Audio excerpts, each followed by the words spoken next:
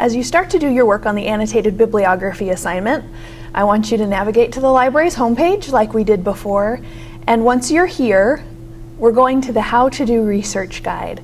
We looked at it briefly when we reviewed the assignment, but I want to spend a little bit more time on that today.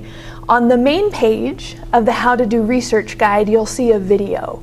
That video gives kind of a sense of the kinds of resources that are available through the library, both as a place, if you're physically on campus, and also as a source for information.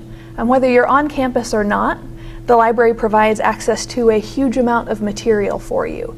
You should be able to get to most of that material no matter where you are. Of course, as always, if you run into trouble, contact a librarian. We will be more than happy to help you. All right, let's go ahead and look at that research guide together.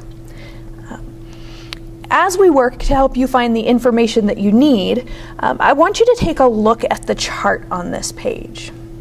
Remember our need, source, evaluation, citation, research mantra?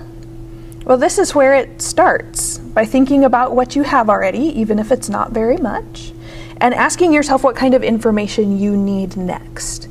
At the very beginning of a research project, which is probably where you are, the kind of information you're most likely to need is an overview of your topic.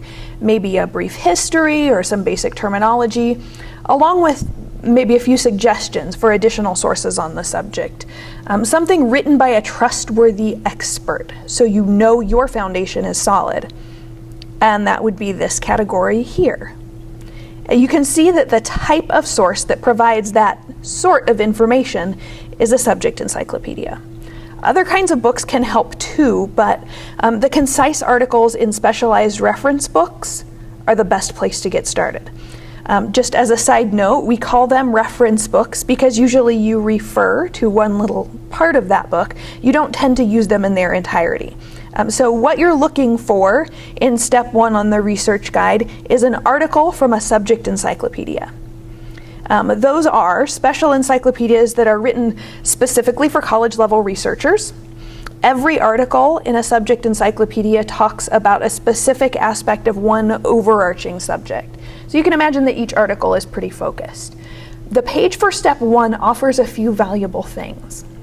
It reminds you why these encyclopedias are so helpful.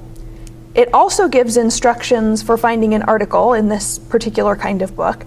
And like most of our pages, it connects you with the library for help if you have questions. Let's focus on the instructions for locating an article in a subject encyclopedia. You can see that there are 2 options described here.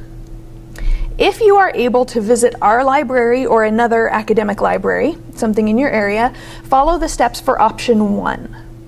Doing that will allow you to get your hands on the book itself, so you can use the index to find an article, or maybe even more than one, related to the topic that you're researching. Doing that research in person also allows a librarian to help guide you towards some useful encyclopedias that for one reason or another you just might not find in your own search.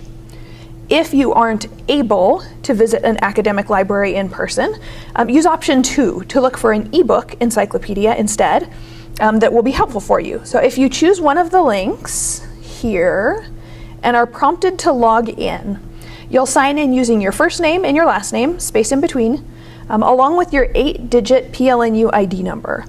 It's on your ID card, right by the barcode. You should see that longer version. If you have any trouble logging in, contact the library for help.